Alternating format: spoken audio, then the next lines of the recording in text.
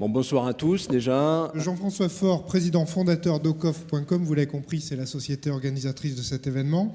Ce qu'on a envie de vous présenter ce soir, qui est en fait VeraOne. Donc l'idée de ce VeraOne, c'est de faire une crypto-monnaie spéciale, un remplaçant du Bitcoin ou quelque chose d'autre. Le fondamental de VeraOne est d'être ce que l'on appelle un token ERC20. Alors c'est quelque chose de très technique, parce qu'effectivement, ça s'appuie sur une blockchain qui est la blockchain Ethereum, mais au final, de manière très très basique, tous ces tokens sont adossés à de l'or physique, dans une logique de 100%. Donc qu'est-ce qu'on a fait? On a tout simplement réinventé notre métier que ceux qui nous connaissent depuis déjà des années connaissent par cœur. On l'a réinventé pour tout simplement le placer sur un terrain de jeu, qui est aujourd'hui le terrain de jeu sur lequel il faut se positionner à l'instant où je nous parle, où je te parle. C'est un terrain de jeu qui est occupé par les personnes qui conceptualisent en fait les outils monétaires de demain. Donc VeraOne, c'est ce qu'on appelle un stablecoin. Un stablecoin. C'est-à-dire c'est une pièce ou une donnée stable. Oui, exactement. Et pourtant l'or, on l'a vu, on le sait, peut quand même avoir un peu de volatilité. Donc est-ce que c'est le bon sous-jacent? Alors, on reste quand même dans l'univers des crypto-monnaies, et si je compare la volatilité du Bitcoin avec celle de l'or, on voit qu'il n'y a quand même pas photo. Donc la volatilité du Bitcoin, c'est la courbe en bleu clair, et celle de l'or est une forme de violet. Et vous pourriez mesurer, vous pouvez aller d'ailleurs sur l'adresse que je vous donne, c'est assez comparable à une devise telle que la livre sterling. Donc plus stable que le gold, je pense que c'est relativement difficile. Donc on devait se positionner là. Et moi, je considère que c'était même un devoir. Alors, les clients de Ocoff et Veracash savent qu'on est extrêmement militants, très engagés. On s'est dit, s'il y en a un qui doit le faire, c'est nous. Parce qu'on se considère capable, on a la maturité, on a la technologie, on sait innover. La blockchain, on l'a testé déjà en 2016 dans une logique de génération d'un registre de police qui soit opposable à nos amis douaniers et qui a plutôt été réussi. Et donc, on considérait qu'on était capable de le faire, et donc on l'a fait. Alors, tu es aussi très impliqué dans les problématiques environnementales. Et alors, est-ce que justement aller sur la blockchain, on sait que c'est beaucoup d'énergie, est-ce que tu conserves ta raison d'être d'entreprise qui souhaite être dans le développement durable, notamment avec de l'acquisition d'or qui est labellisé? C'est vrai qu'on mesure un petit peu les degrés d'émission de CO2 sur extraction de l'or, recyclage ou tout simplement changement d'une propriété dans une base de données ou même dans une blockchain. Les proportions ne sont pas les mêmes. L'extraction est très émettrice, très polluante. Le recyclage, relativement peu. Le changement d'une propriété dans une base de données comme celle de Ocoff ou Veracash, c'est zéro, c'est juste quelques zéros et quelques 1 qui ont bougé. Alors après, tu me challenges évidemment sur la blockchain, parce que envoyer notre token VeraOne sur la blockchain Ethereum, ça veut dire que quelque part, pour que chacune des transactions s'opère, aujourd'hui sur Ethereum, il y a encore du minage, etc. Après, nous, on a fait le pari d'être sur Ethereum parce qu'on sait que leur technologie va évoluer. Ils vont eux-mêmes décider d'aller sur des formules dans quelques mois qui seront beaucoup moins polluantes. Alors, ce stablecoin, est-ce qu'il va être coûteux? Est-ce qu'il va y avoir des frais? Comment ça va fonctionner? Parce qu'on imagine que dès qu'il y a transaction de monnaie, il y a quand même des frais. Donc, c'est quoi le modèle?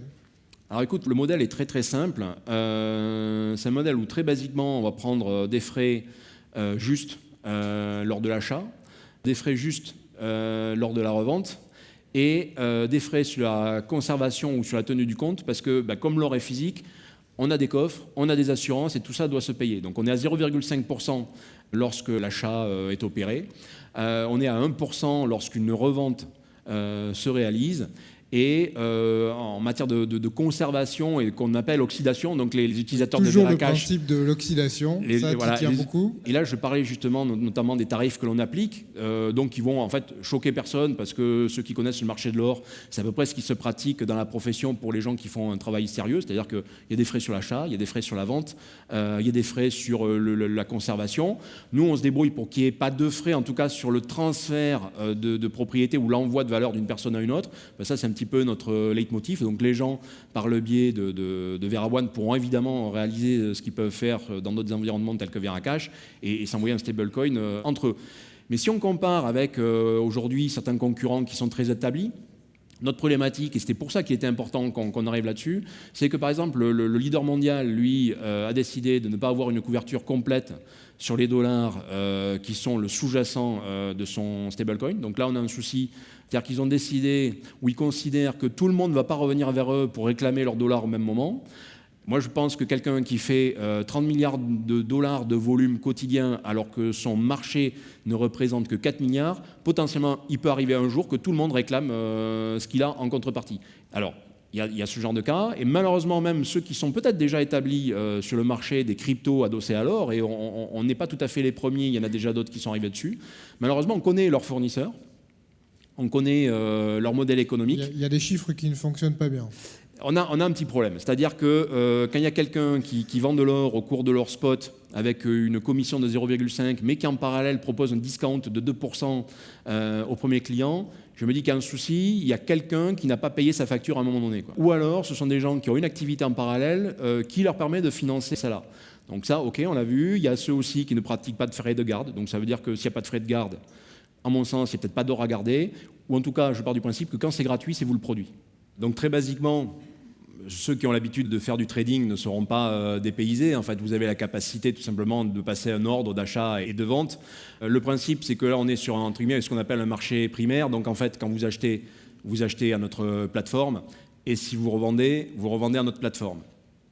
Donc l'objectif, et c'est ce qu'on va monter dans les prochaines semaines, c'est qu'ensuite, vous puissiez donc échanger ces tokens VeraOne sur des plateformes qu'on appelle les plateformes d'exchange, qui sont en fait le marché secondaire par rapport à ce que je vous présente ici. Donc en fait, ça, c'est la porte d'entrée ou la porte de sortie de l'univers que l'on est en train de créer. Donc là, voilà. Et en fait, l'intérêt, c'est qu'une fois que vous avez fait ces opérations, vous n'êtes pas tenu de rester chez nous. Alors vous restez chez nous dans le sens de l'or physique qui lui est évidemment bien dans nos coffres, mais par contre la détention de ce titre de propriété, la détention de cette capacité à envoyer de la valeur à une personne ou à une autre, ça vous pouvez le gérer comme vous le voulez. Et aujourd'hui, il y a des outils qui sont très bien faits, qu'on n'a pas décidé de réinventer et que vous pouvez utiliser pour certains dès à présent, comme par exemple MetaMask ou MyEtherWallet, avec un ledger. C'est-à-dire qu'aujourd'hui, vous pouvez avoir la propriété de votre or radicalement autour de votre coût, sans que nécessairement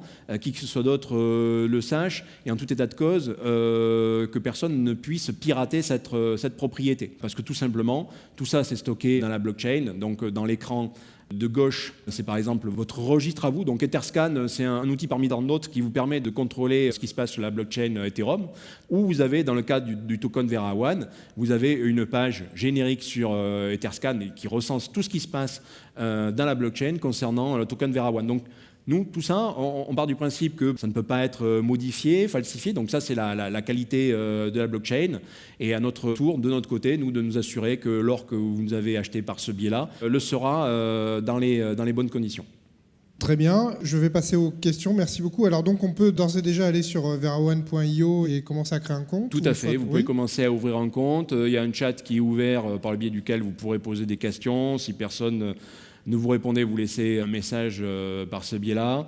On passe par un principe où il est important qu'on vous connaisse au début pour créer le compte, parce qu'on vous vend de l'or et on doit répondre quand même à des exigences réglementaires. Donc au début, on vous demande quand même une identité et une justification de domicile. Ensuite, vous pouvez le transmettre à une tierce personne qui, elle, n'a pas besoin, ou vous-même sur un autre support, vous n'avez pas besoin de vous réidentifier une deuxième fois. Alors j'ai quelques questions de la salle. Alors une qui est très pragmatique. Est-ce que vous pouvez répéter la commission d'oxydation sur VeraOne? Alors l'oxydation, c'est 1% annuel qui va être appliqué en tout début de mois. Donc ça va être du 0,083% chaque mois sur les comptes qui détiennent quelque chose. Au premier de chaque mois, on scanne la blockchain et on vérifie qui est détenteur de VeraOne. Et à ce moment-là, quel qu'il soit, même s'il n'a pas été enregistré initialement dans notre plateforme, le smart contract fait que cette mensualisation des frais d'oxydation seront prélevés. Quelle est l'idée derrière? C'est que ça pousse les gens, justement, à faire des opérations. Une autre question, là aussi demande de précision, sur la preuve que l'or attaché au stablecoin est bien présent et bien là. Bon, mais ça, c'est la question en fait, que nous, on préfère chez Ocoff et chez Veracash, parce qu'on a tous les éléments qui nous permettent de rassurer nos clients que l'or est bien à sa place. Donc on a des audits alors qui, sur le coup, sont annuels, parce que comme ils sont, eux, sur le coup, bien réels, et qui nous prennent à peu près 15 jours, il se passe qu'une fois par an, on a des auditeurs dont c'est la spécialité, dont c'est le travail, qui viennent dans nos coffres, qui contrôlent tout, pièce par pièce, produit par produit, et qui s'assurent que tout est à sa place. Ces mêmes personnes sont elles-mêmes auditées par nos commissaires aux comptes, et toute cette petite bande est elle-même contrôlée par des personnes désignées de notre association d'utilisateurs qui vont voir que voilà, les procédures sont bien respectées. Ensuite, on est évidemment assuré sur le contenu. Donc, les ports francs sont un lieu physique et matériel. Donc, il peut lui arriver ce qui peut arriver à tout lieu physique et matériel. Et s'il y a un vol, on est assuré sur l'intégralité du stock d'or et d'argent métal, d'ailleurs, que l'on a au port franc de Genève. Alors, ta présentation a dû plaire parce que certains demandent si ils peuvent investir dans VeraOne. Alors, investir dans le sens déjà acheter des VeraOne s'ils ont des Ethers, tout à fait. Ensuite, s'ils veulent investir dans le sens développer avec nous l'activité, qu'ils n'hésitent pas à me contacter après. On a de toute manière un beau projet à écrire ensemble. Et est-ce qu'il y a une ICO? Alors une ICO, c'est une levée de fonds dans les termes de la crypto-monnaie. Excellente question. Si tu me permets de déborder un petit peu. En fait, pourquoi on en est arrivé là? Et ceux qui nous connaissent par cœur savent qu'on est passé par le projet ICO il y a un peu plus d'1 an. Et en fait, notre constat à ce moment-là sur ce projet ICO, c'était que si on décidait de lever des fonds par ce biais-là, on n'était pas capable de remettre en contrepartie autre chose que tout simplement de leur proposer de l'or physique. Mais dans une ICO, généralement, vous émettez un token qui est adossé à un service que vous savez pouvoir rendre à votre niveau gratuitement, mais que vous pouvez malgré tout vendre à cette personne qui investit chez vous. Mais nous, on ne sait pas faire autre chose que de vendre de l'or, et les marges sont extrêmement faibles. Donc si c'était proposé une ICO pour que les gens aient une remise sur l'achat d'or, ça voulait dire déjà qu'on s'adressait qu'à des gens qui voulaient acheter de l'or, et qui en plus étaient capables d'accepter de n'avoir une remise, je ne sais pas, que de 0,5%.